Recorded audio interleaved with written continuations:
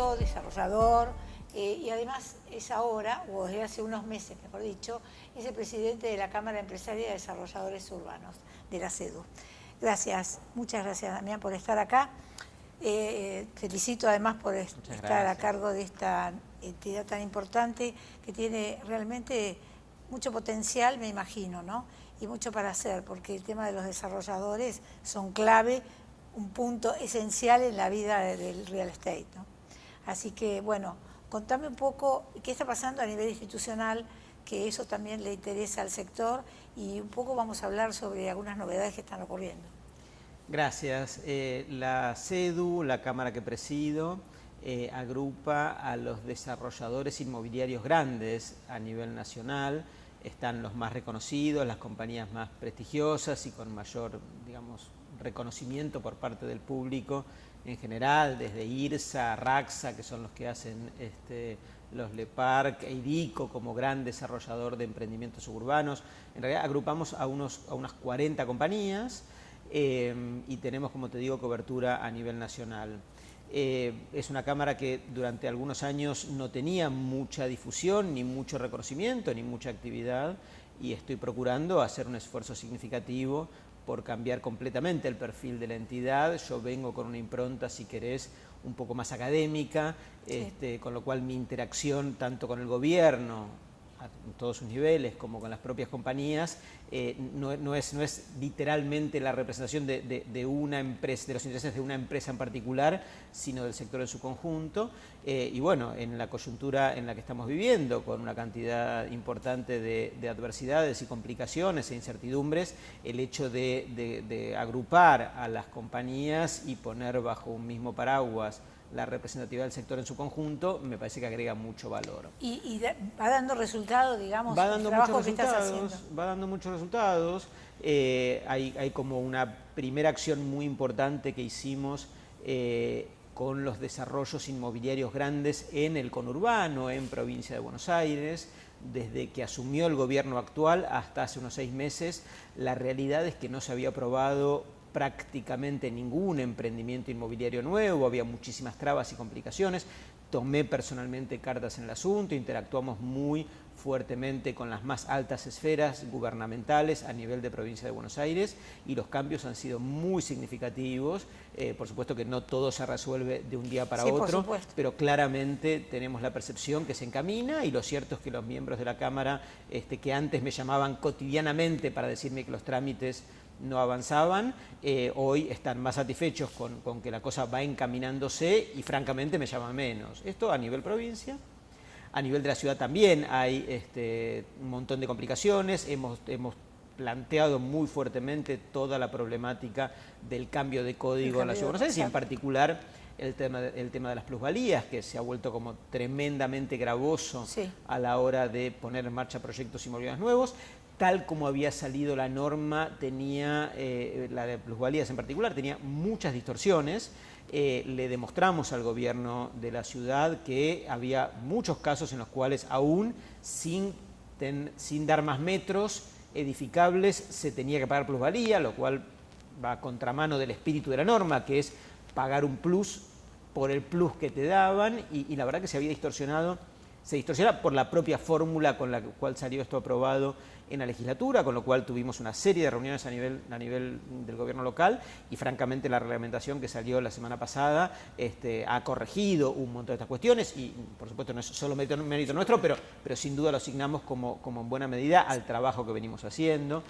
A nivel del gobierno nacional estamos dando una lucha muy fuerte respecto de la tremenda presión impositiva que el sector tiene, y lo que se ha aprobado recientemente, a punto de ser reglamentado, de la exención del IVA para las viviendas de menos de 140.000 sí, UVAs. Tampoco podemos decir que sea un logro nuestro, pero nosotros estamos a la vanguardia en el reclamo de lograr que se morigere la presión impositiva sobre el sector, y esto viene en línea con eso. Y esto implica, digamos, que un grupo dentro de lo que es la CEDU, o sea, los empresarios se ocupan, o sea, hacen lo que tienen que hacer, en el sentido de se conectan, discuten, proveen, ¿no?, información, y tratan todo lo posible de cómo se pueden resolver todos estos temas, porque la verdad es que mirarlo de afuera, o sea, ser una entidad y mirarlo de afuera no es lo mismo que ponerse las pilas y poder discutir todo esto para que en beneficio de todos, ¿no?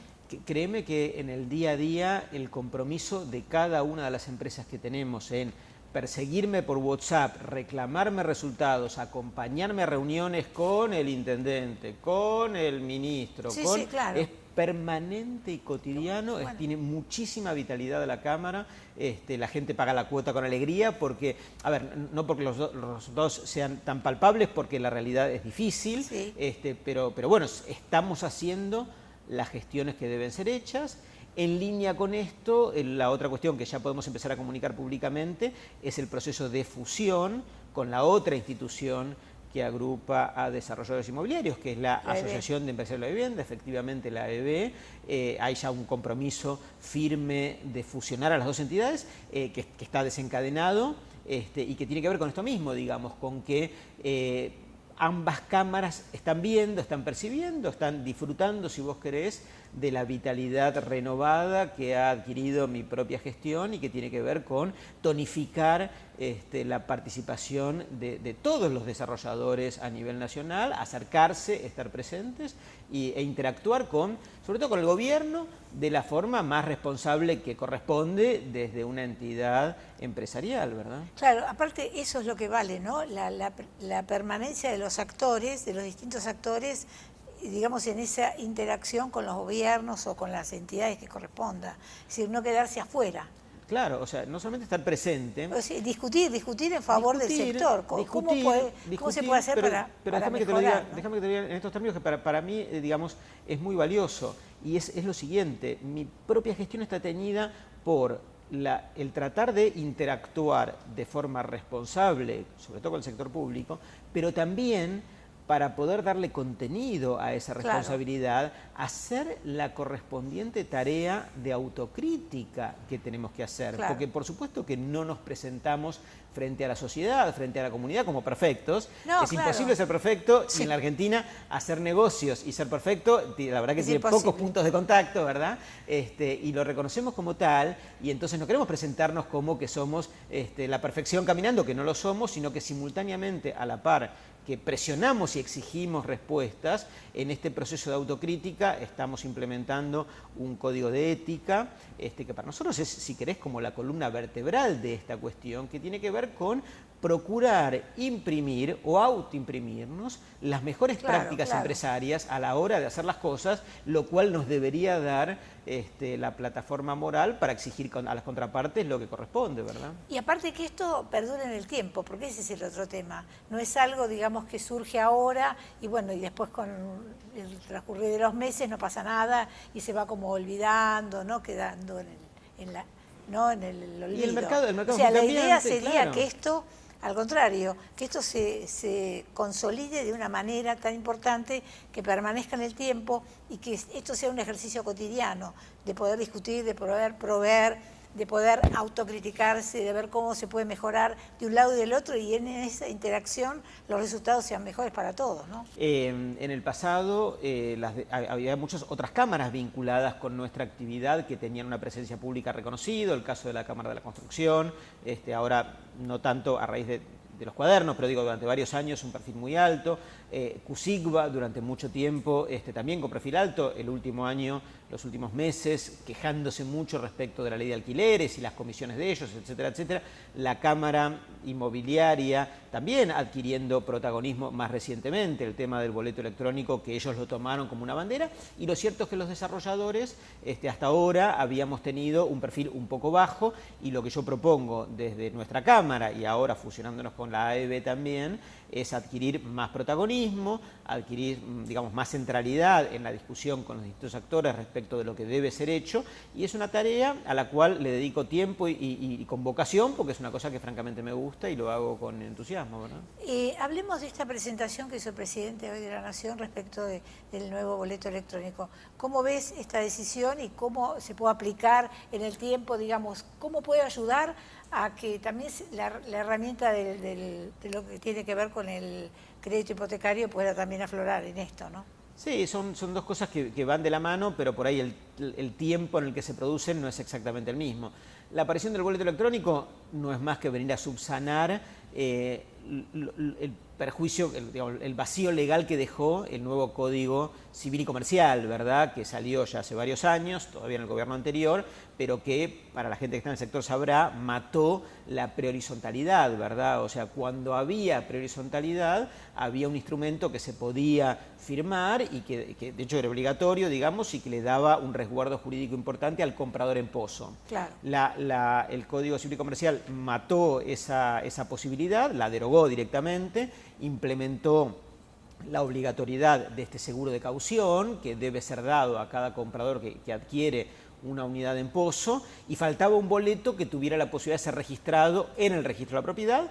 Este sistema viene a traerlo y viene a suplir el vacío que había dejado ese código, y lo que la Cámara Inmobiliaria está haciendo en particular es no solamente permitir lo que ya la norma decía, que los boletos puedan registrarse en el registro de la propiedad, después de tener pagado un 25%, todo lo que dice la norma, sino que ellos tomaron la delantera de crear las herramientas tecnológicas para que esto pueda hacerse de esta forma, digamos, a la usanza de los tiempos que corren, claro, digamos, sí, y no ya. tanto como si en el pasado. Con lo cual, me parece que como herramienta era imprescindible que estuviera, está muy bien que esté. Debe estar, digamos, porque incluso habría que explicarle a la comunidad en su conjunto que es necesario que esto esté a la hora de invertir en pozo, ¿verdad? Y la gente debería exigirlo, la verdad, cada vez más. Claro. Ahora que está la herramienta es más probable que esto ocurra. Y después la consecuencia de esto es que efectivamente debería ser un vehículo potable, útil y que alentara la aparición del financiamiento a los individuos para que adquieran unidades en pozo. Bueno, ese mercado, digamos, de los préstamos a largo plazo en pozo, con hipotecas o con boleto, por supuesto está muy frío a raíz de la coyuntura que estamos viviendo. No digo que haya desaparecido, pero se ha enfriado muchísimo, esto es público y notorio.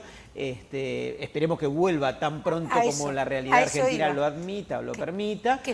Claro, cuando eso vuelva, el contar con esta herramienta, por supuesto, suma un montón. Mientras tanto, no es que la herramienta automáticamente desencadena el financiamiento, pero es una condición que ayuda a que cuando vuelva aparezca, ¿verdad? Le da una enorme seguridad al que compra, ¿no es cierto? Sí, es la combinación de varias cosas, ¿verdad? Es eso, es el seguro de caución, es contar con desarrolladores sólidos y experimentados que lo hagan o que hagan los proyectos, en fin, es como la suma de cuestiones, pero esta en particular, por supuesto que es un granito de arena adicional a esta cuestión. También hay que entenderlo bien, ¿verdad? O sea, es un financiamiento a individuos que adquieren unidades en pozo y que dan en garantía un boleto de compraventa que cuando la obra se termine se transformará en un crédito hipotecario. Claro. Es un formato que además en otros países de la región existe hace muchos años. El caso más renombrado en Latinoamérica naturalmente es Perú, pero la verdad que existe en muchos otros lugares. En algún punto viene a reemplazar el famoso préstamo intermedio de los bancos a los desarrolladores, porque permitiría que el préstamo lo tome en pozo directamente cada individuo y que el desarrollo reciba los fondos de cada préstamo individual para poder financiar la construcción. De alguna manera el desarrollador podría, ¿no?, como existe en otros países de Latinoamérica, no atravesar todo este largo y engorroso proceso de sacar un préstamo intermedio y de cargarle al desarrollo el costo de ese financiamiento, porque lo pagaría cada comprador que tome su préstamo individual. En fin, es como un reacomodamiento importante de la industria, copiando lo que ocurre en otros países de la región, que está bueno.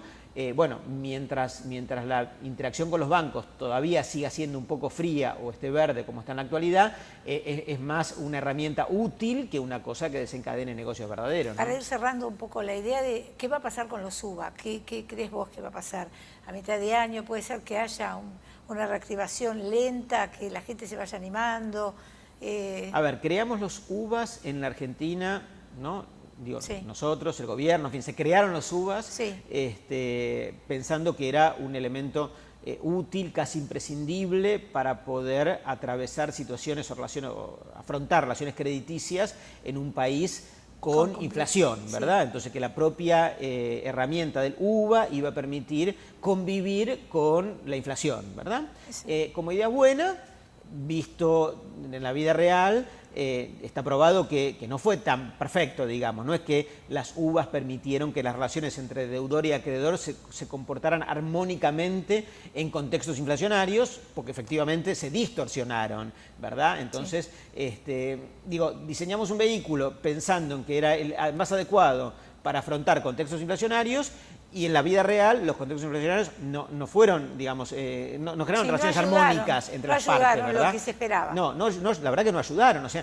igual se distorsionaron, producto de una inflación muy alta. Uno podría decir, bueno, está bien, estaban diseñados para niveles inflacionarios bajos. Ahora la Argentina, la verdad que tiene una historia tan larga de inflaciones más o menos altas. Es un fantasma eterno. Claro, que hay que pensar que si uno quiere diseñar vehículos para contextos inflacionarios argentinos, tienen que resistir inflaciones más o menos altas como la actual, porque además las hipotecas son a 20 años, y ¿quién puede decir que en los próximos 20 años la inflación va a ser de un dígito o menos de un dígito en los próximos 20 años? Poco probable. Entonces, yo tomo lo de las uvas, me encantan las uvas, pero me parece que hay que hacer como una autocrítica de pensar en alguna herramienta que sea un uva corregida a la Argentina, ¿verdad? ¿Y será posible? Por supuesto que es posible, tampoco nos vamos a subestimar, todos tenemos la inteligencia, la capacidad de criterio para poder hacerlo. Porque en realidad vengo, digamos, un poco para cerrar la idea. Desde el año pasado se había generado la ilusión de la gente de acceder a tener la vivienda propia, que es un tema eterno de los que hemos hablado millones de veces, ¿no? Como una deuda eterna con la gente. Entonces me pareció que ese camino que se había abierto podía ser posible. El tema de la inflación es un fantasma que nos agobia y nos persigue desde hace toda la vida. Entonces, ¿cómo hacer para que en algún momento una decisión de esta naturaleza pueda, más allá de tantos cambios que tenga que ver con la inflación, pueda superarse y pueda mantenerse en el tiempo, ¿no? Esa sería un poco, o ese sería el objetivo central de alcanzar, ¿no?, la oferta de créditos. Ninguna duda que es el objetivo central, ninguna duda que es aquello en lo que hay que trabajar, sin ingenuidades o sin pensar en una realidad macroeconómica argentina que hoy no está, que no sé cuándo va a estar, que es bajar la inflación a muy poquito, y no sé el día que se baje muy poquito, ojalá sea pronto, cuánto va a durar, te quiero decir. O sea, la Argentina tiene esta historia que tiene. Entonces, me parece que que tenemos que trabajar con la mayor inteligencia, criterio y creatividad para construir herramientas que permitan relaciones contractuales de este estilo a largo plazo a la Argentina, y no a la chilena, y no a la paraguaya, y no a la peruana, porque en esos países la verdad que bajaron la inflación, y son inflaciones bajas hace muchos años, y acá no. Ese es el gran misterio que tenemos que develar. ¿Cómo hacerlo? Bueno, Damián, muchas gracias. Gracias a vos, como siempre, un beso muy grande. Igualmente, gracias.